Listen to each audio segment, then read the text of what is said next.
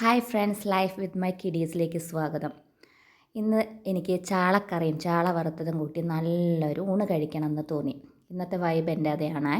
ഞാൻ ചാളക്കറി വെച്ചിട്ടുണ്ട്, തട്ടിക്കൂട്ടി വെച്ചിട്ടുണ്ട് എല്ലാവരും ചെയ്യുന്നത് പോലെ. ഇനി നമുക്ക് വറുക്കുന്നതിലേക്ക് എന്തൊക്കെ ചേർക്കാമെന്ന് നോക്കാം. ഞാൻ ഓൾറെഡി തയ്യാറാക്കി വെച്ചിട്ടുള്ള മസാല ചേർക്കുകയാണ്.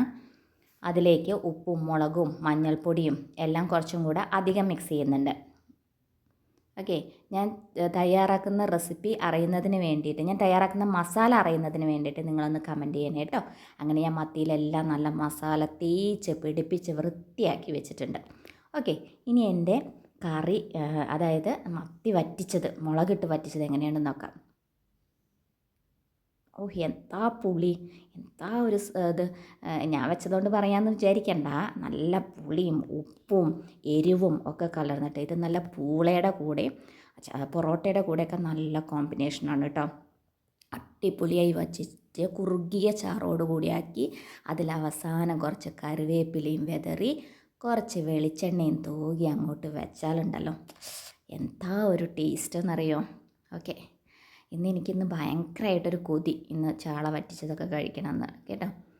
ഓക്കെ, ഇനി നമുക്ക് ഇതങ്ങോട്ട് മാറ്റി വയ്ക്കാം. കണ്ട ഇതിന് ചട്ടിയിൽ വെച്ച കാരണം ഇരുന്ന് നന്നായിട്ട് കുറുകും. ആ മത്തിയോട് ചേർന്ന് അതിൻ്റെ ചാറിങ്ങനെ ഒട്ടിപ്പിടിച്ച് വറ്റിയതായിട്ട് വരും. നോക്കിയേ, ലാസ്റ്റ് ഈ വെളിച്ചെണ്ണ ചേർക്കുന്നതിന് ഒരു രസമുണ്ട് കേട്ടോ. നമ്മൾ ഈ ഒന്ന് വറ്റി വെളിച്ചെണ്ണയുടെ ഒരു സ്മെല്ലും കൂടി ആകുമ്പോൾ നമുക്ക് വേറെ ഒന്നും വേണ്ട, വേറൊരു ഐറ്റംസ് വേണ്ട. ഈ ചാളക്കറി മാത്രം കൂട്ടിയിട്ട് തന്നെ നമുക്ക് കഴിക്കാൻ പറ്റുന്ന. കണ്ടില്ലേ എൻ്റെ ചാളക്കറി. ഓക്കെ, ഇനി നമുക്ക് മീൻ വറുക്കാം കേട്ടോ. ഒരു രസത്തിന് വേണ്ടിയിട്ടാണ്. മീൻകറി തന്നെ ധാരാളം, എന്നാലും ഇരിക്കട്ടെ, കുറച്ച് മീൻ അധികം ഉണ്ടായിരുന്നു, അപ്പോൾ ഞാനത് വറുക്കാൻ തട്ടിക്കൂട്ടി. അങ്ങനെ വറുത്ത് ഓരോന്നോരോന്നായിട്ട് കൊടുത്ത് മീൻ വറുക്കാം. നമുക്ക് എല്ലാവരും ചെയ്യുന്നത് പോലെയൊക്കെ തന്നെയാണ്. ഒരു സൈഡൊക്കെ നന്നായിട്ട് മൂത്ത് വന്നിട്ടുണ്ട്. നമുക്ക് തിരിച്ചൊന്ന് മറിച്ചിടാം.